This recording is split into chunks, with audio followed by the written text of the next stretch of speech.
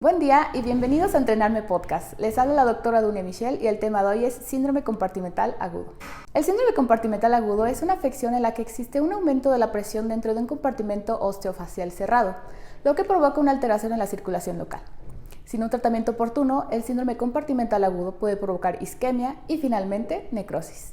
El síndrome compartimental agudo puede ocurrir sin ningún trauma precipitante, pero generalmente en el 75% de los casos ocurre después de una fractura de huesos largos, como fracturas tibiales, siendo la causa más frecuente del padecimiento, seguida de las fracturas radiodistal.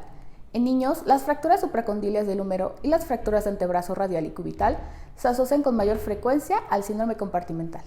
Después de las fracturas, las causas más comunes de síndrome compartimental agudo son las lesiones en partes blandas. Otras causas del síndrome compartimental agudo incluyen quemaduras, lesiones vasculares, lesiones por aplastamiento, sobredosis de drogas, lesiones de reperfusión, trombosis, trastornos hemorrágicos, infecciones, yesos o férulas colocados incorrectamente, vendajes circunferenciales ajustados, traumatismo penetrante, actividad atlética intensa y mala posición durante la cirugía. Dentro de la epidemiología tenemos que la incidencia del síndrome compartimental agudo se estima de 7.3 por cada 100.000 en hombres y 0.7 por cada 100.000 en mujeres. La mayoría de estos casos ocurren después de un traumatismo. La fractura de la diáfisis tibial es la causa más común de un síndrome compartimental agudo y se asocia con una incidencia del 1 al 10% de los síndromes compartimentales agudos. El síndrome compartimental agudo puede ocurrir con cualquier condición que restrinja el espacio intracompartimental o aumente el volumen de líquido en el espacio intracompartimental. Normalmente hay un equilibrio entre el flujo de salida venoso y el flujo de entrada arterial. Cuando hay un aumento entre la presión compartimental, hay una reducción del flujo venoso. Esto hace que aumente la presión venosa y por lo tanto la presión capilar venosa. Si la presión intracompartimental se vuelve más alta que la presión arterial, también ocurrirá una disminución del flujo de entrada arterial. La reducción del flujo de salida venoso y del flujo de entrada arterial da como resultado una disminución de oxigenación en los tejidos que causa isquemia.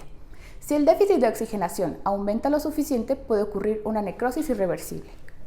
El síndrome compartimental agudo generalmente ocurre en las pocas horas de incitar el trauma. Sin embargo, puede presentarse hasta 48 horas después.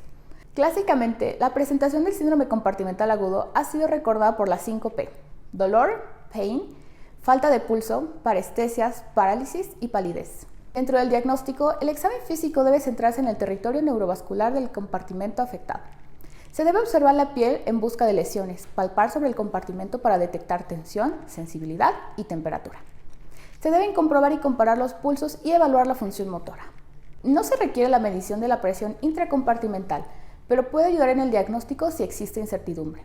Las presiones de los compartimentos a menudo se miden con un manómetro, un dispositivo que detecta la presión intracompartimental al medir la resistencia que está presente cuando se inyecta una solución salina en el compartimento. Otro método emplea un catéter de hendidura, mediante el cual se coloca un catéter dentro del compartimento y se mide la presión con un transductor de línea arterial. El método del catéter de hendidura es más preciso y permite una monitorización continua. También se recomienda el uso para medir los compartimentos circundantes. La presión normal dentro de un compartimento está entre 0 milímetros de mercurio y 8 milímetros de mercurio. La presión intracompartimental superior a 30 milímetros de mercurio indica síndrome compartimental y necesidad de fasciectomía. Se deben realizar radiografías si se sospecha de una fractura.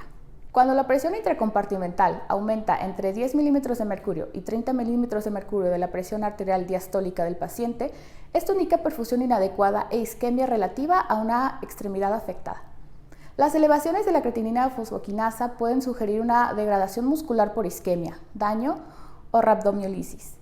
La ecografía con Doppler se puede utilizar para buscar oclusión o trombo. Por parte del diagnóstico diferencial podemos excluir causas como trombosis venosa profunda, celulitis, erisipela, gangrena gaseosa, rhabdomiólisis y lesiones vasculares periféricas. Por parte del tratamiento, el síndrome compartimental agudo es una condición de emergencia. Se debe dedicar menos tiempo para la confirmación del diagnóstico, ya que el retraso en el tratamiento puede provocar la pérdida de una extremidad. Como medidas generales, se debe de proporcionar oxígeno suplementario, retirar cualquier yeso restrictivo, apósitos o vendajes para aliviar la presión, mantener la extremidad a la altura del corazón para evitar la hipoperfusión, prevenir la hipotensión y proporcionar soporte para la presión arterial en pacientes con hipotensión.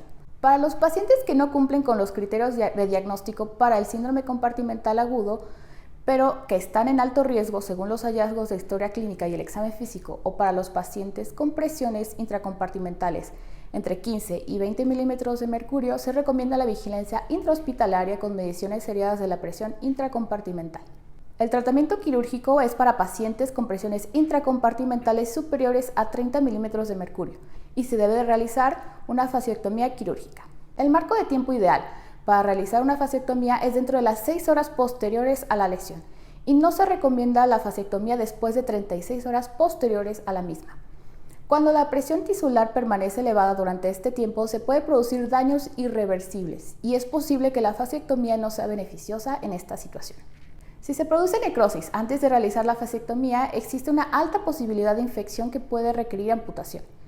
Si se produce una infección, es necesario el deshibridamiento para evitar la propagación sistémica u otras complicaciones. Después de que se realiza la fasciectomía y se disipa el edema, se puede realizar un injerto de piel para cerrar la incisión.